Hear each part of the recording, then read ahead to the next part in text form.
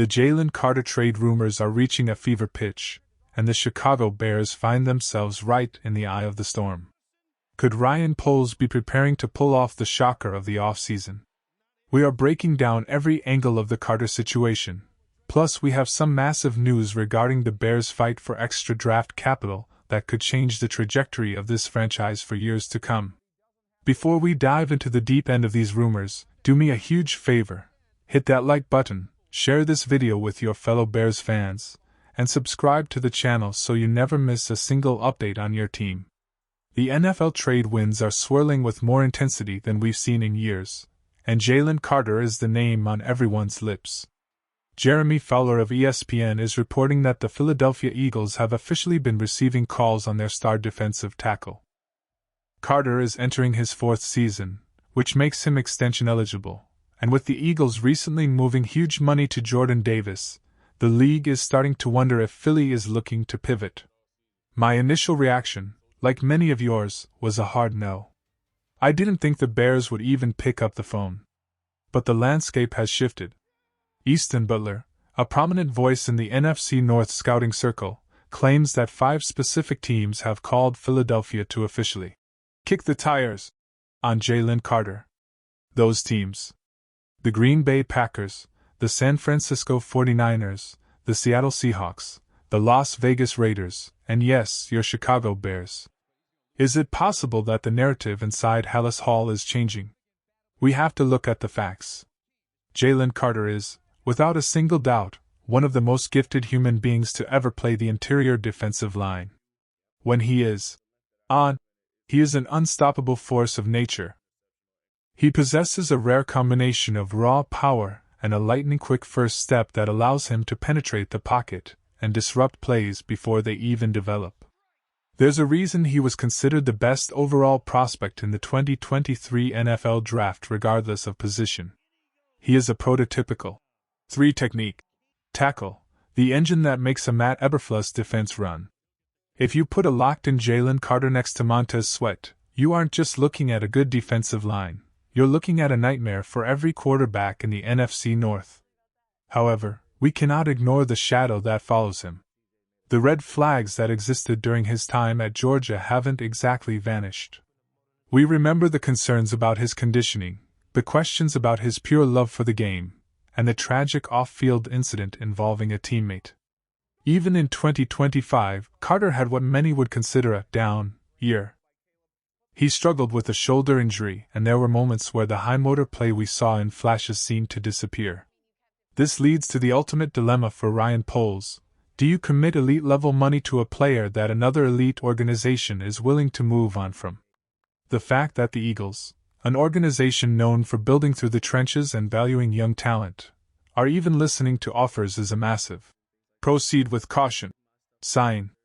Usually, when Philly lets a young star walk or puts them on the block, they know something the rest of the league doesn't. Are they worried about his long-term durability? Or is it a culture fit issue? For the Bears, who pride themselves on hitting the North and drafting high-character, hits, principal players, this would be a massive departure from the blueprint Ryan Poles has spent 3 years building. Question of the day: if the price was right, would you want the Bears to bring Jalen Carter to the Windy City, or is the risk of a locker room bust too high for a team on the rise? I want to hear from the monsters of the Midway. Type T for trade or type P for pass in the comments below. Let's talk about the cost of doing business. If I'm Ryan Poles, I am not touching a first-round pick.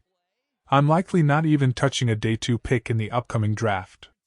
If Philadelphia is serious about moving him, the only way this makes sense for Chicago is a conditional mid-round pick in 2027. Something that rewards Philly if he becomes an All-Pro but protects the Bears if he fails to stay on the field or meet the team's standards. It's a low-risk, high-reward play, but even then, I find myself leaning toward the pass side of the fence. The Bears are building something sustainable, and a gamble this large could set the culture back if it goes south. While the Carter rumors are a fascinating what if, we have some much more concrete, high-stakes news regarding the Bears front office. Courtney Cronin recently dropped a bombshell on ESPN 1000, suggesting that the Bears are finally gaining ground in their fight for compensatory draft picks. This stems from Ian Cunningham's departure to become the general manager for the Atlanta Falcons. For months, there has been a heated debate about whether Chicago deserves the 2 third-round picks rewarded for developing minority executive talent.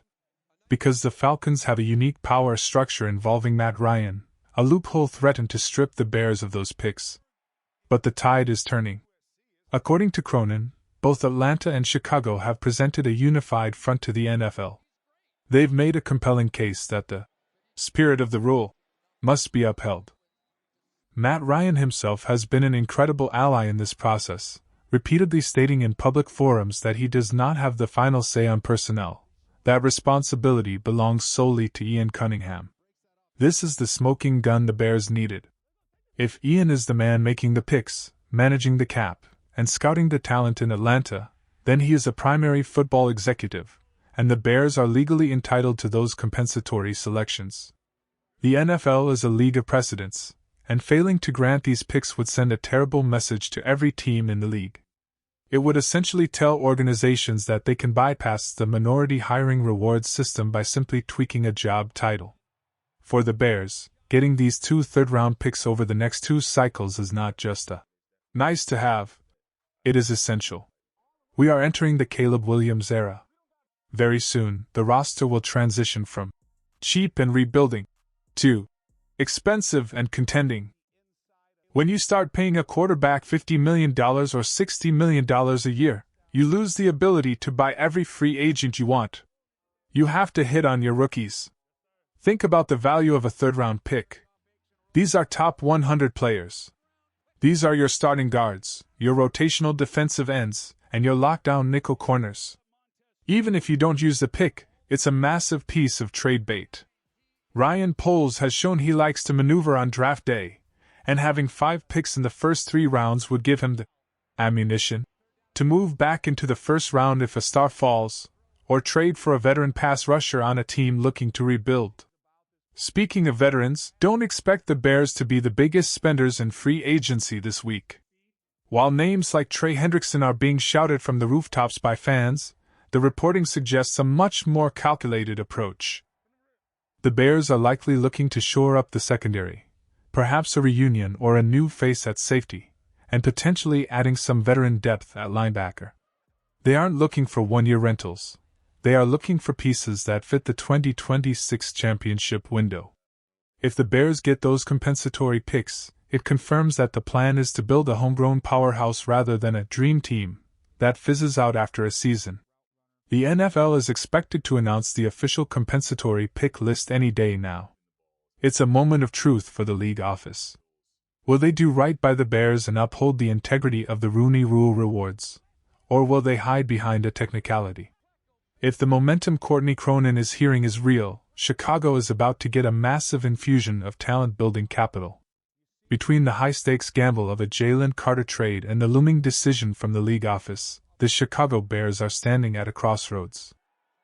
One path leads to a high-risk talent explosion, the other leads to a steady, disciplined build fueled by extra draft picks. Either way, the fan-to-fan consensus is clear: we want a winner, and we want it now. Stay tuned as we track every phone call and every league announcement. We'll be back tomorrow morning for a full breakdown of the first day of free agency.